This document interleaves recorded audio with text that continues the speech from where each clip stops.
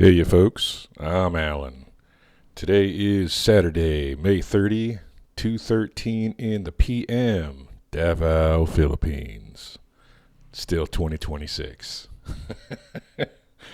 I feel like every damn month is an ice age. Anyway, it's been a week, so here I am. I'm trying to keep up a weekly cadence. I find life as much as it tends to slow down here in the Philippines. I still have a very like American West Coast reflex to fill up my time, and I still struggle with that. So, boy, the week has gone by. Uh, I'm going to try to keep this video short. I know I say that a lot, and I usually fail, but let's see if I succeed this time. So we are back to hot and rainy season. It's funny because I remember before I came out here, I looked it up. I tried to look it up, trying to figure out, well, what do the seasons look like? I kept hearing about wet season and dry season. And man, if I looked at 10 different websites, I probably got 12 different answers.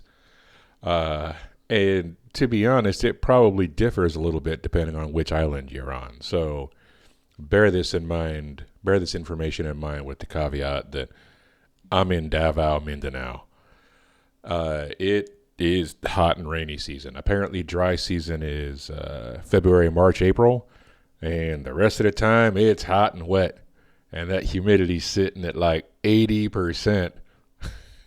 So that's been exciting. But the thunder has so much texture here. It's really I've talked about this before. It's just this amazing rolling thunder that you will get out here that is just a real treat to listen to. It reminds me a lot when I lived in Phoenix, Arizona, as a little boy. It's just it's one of the very few things I miss from Phoenix. It's just that lightning and that clash and rumble of thunder. It's just fantastic. You don't realize you missed something until it comes up again. You're like, get that dopamine hit. So for folks who are just getting here or haven't been here yet, holidays are a little funny here. We just had one this past week, and like in the U.S., they'll tend to park a holiday, like they'll defer it until it's closer to the weekend, or they'll bring it back to get it closer to the weekend. That way, you get like a 3, sometimes a 4-day weekend.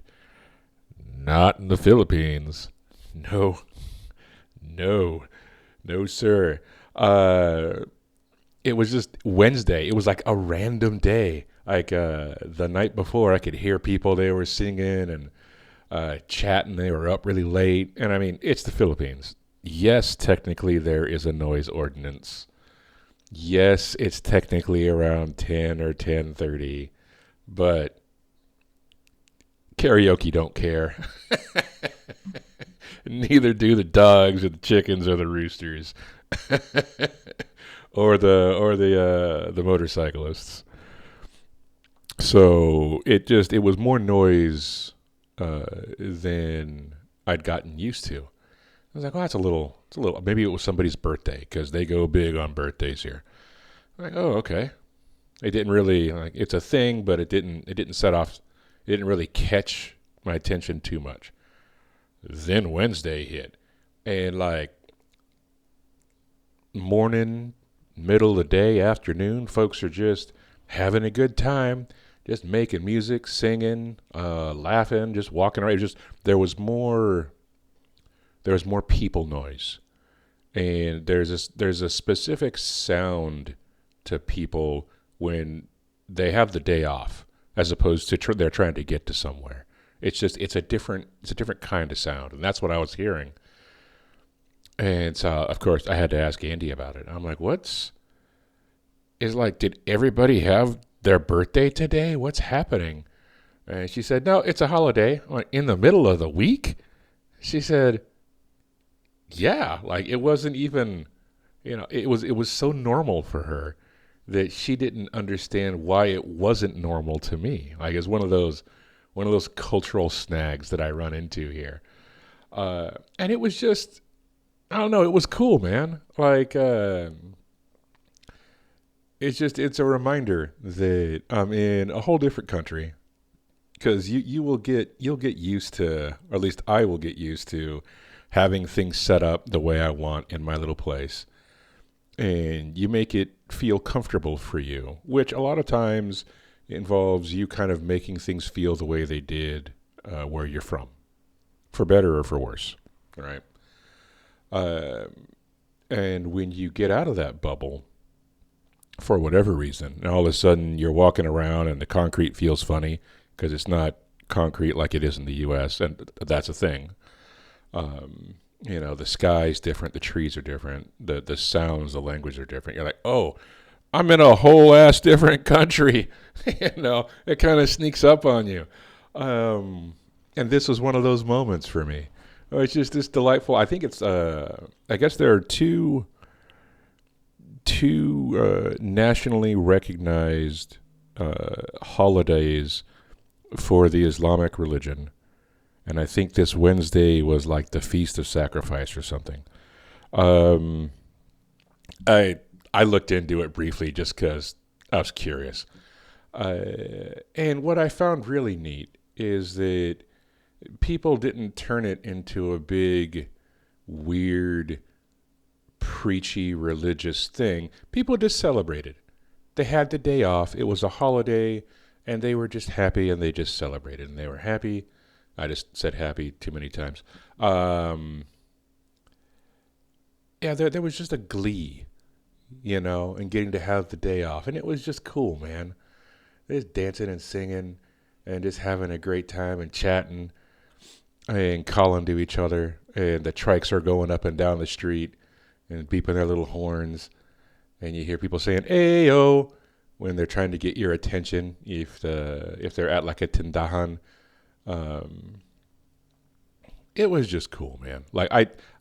There is another time in my life where that would have really irritated the shit out of me. Back when I was in Petaluma, just like 45 minutes, 45 minutes to an hour north of San Francisco in California, we had something called Butter and Eggs Day Parade. And that was a yearly thing. And I hated it. I lived in Petaluma for 12 some odd years, and it was my least favorite day. There was just so many people, and like at least 60-70% of them were from out of town. You couldn't drive anywhere. You could barely walk anywhere, especially if you're going downtown. And there were just drunks.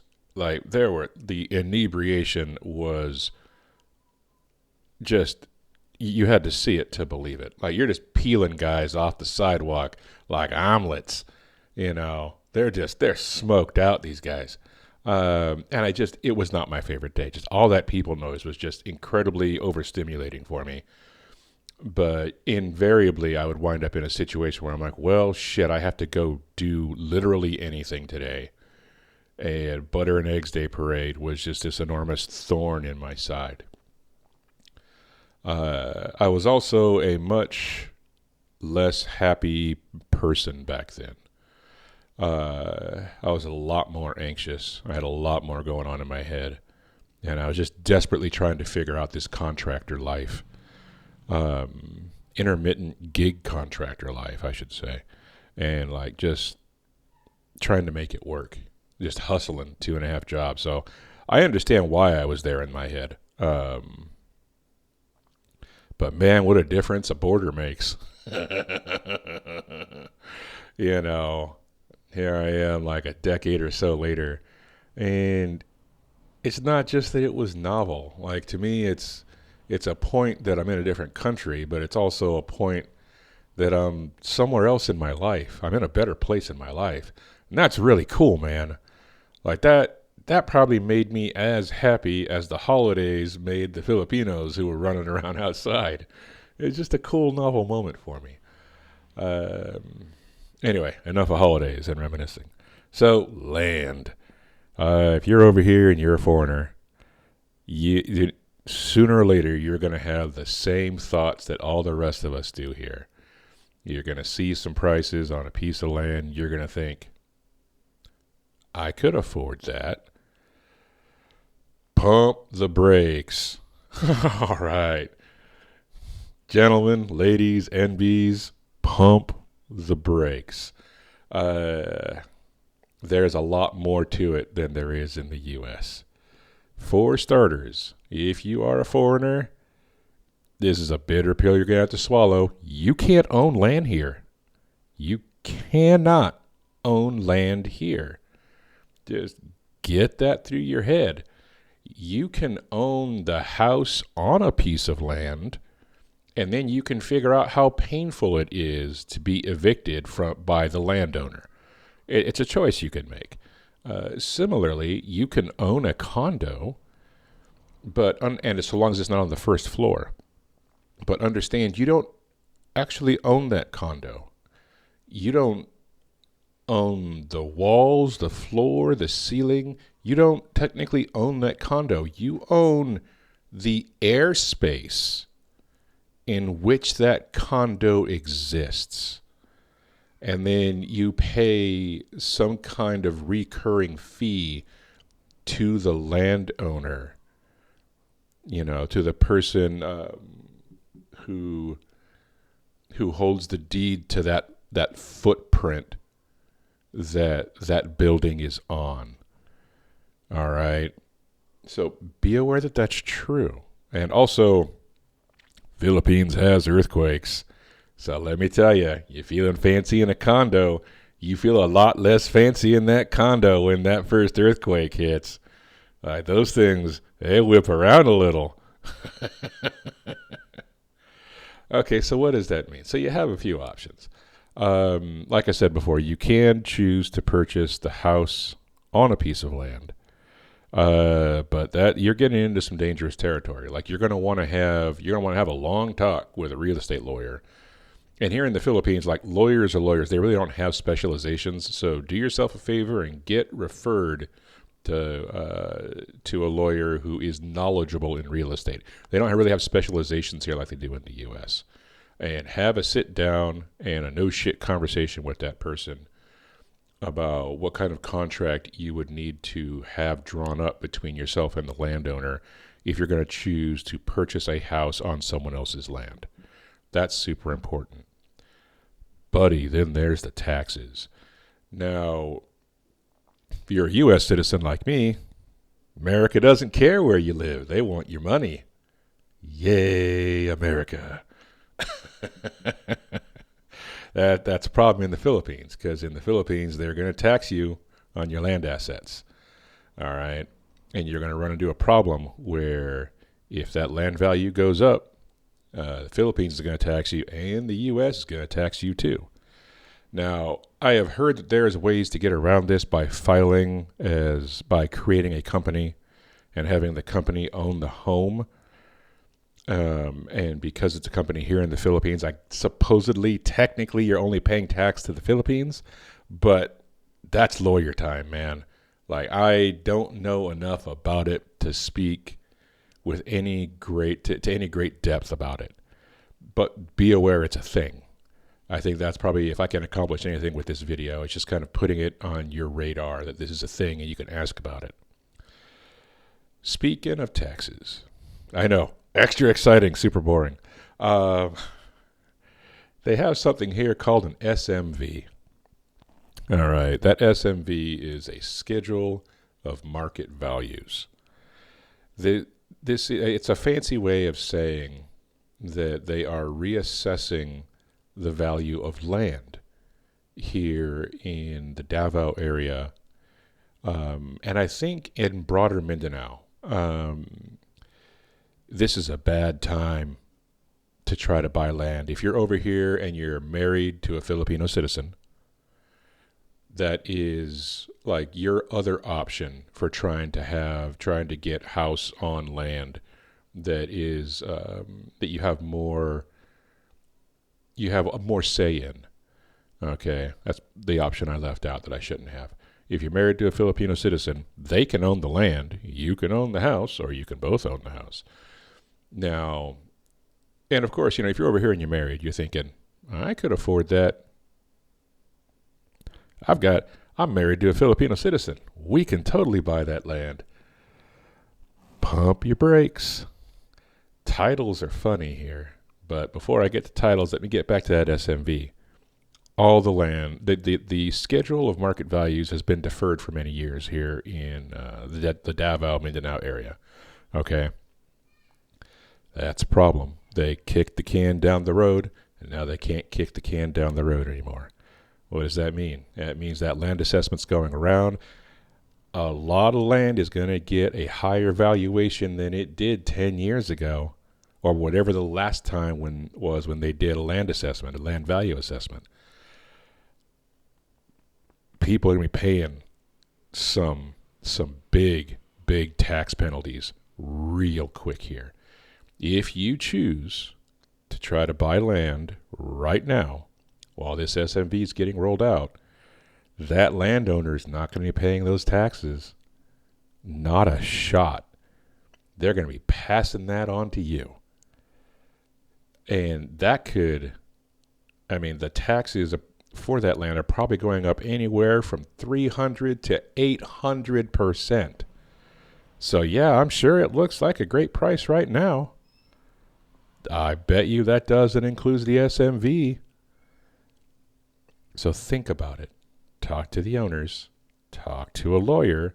Make sure you have your ducks in a row. And I promise you, the lawyer is worth it. They're super cheap here. Even the good ones, super cheap here. 100% worth it. All right. Titles. Titles are funny. If the land doesn't have a clean title, do yourself a favor, just walk away. Doesn't matter how great that land is. It doesn't matter how good the location is. It doesn't matter that it's your dream piece of land. No clean title. Walk away. You are going to save yourself a lot of drama. All right. Last but not least, in the U.S., we have easements.